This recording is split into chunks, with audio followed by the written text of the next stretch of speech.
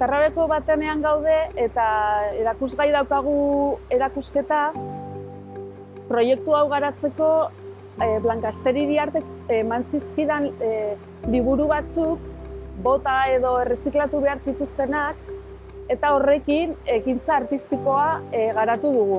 22 artista elkartu gara hau egiteko. Orduan, irakurketa egin dugu liburuarena literatura klasikoan oinarrituta eta hori irakurri ondoren garatu ditugu eskulturak edo popak edo argazkiak edo dena delakoa.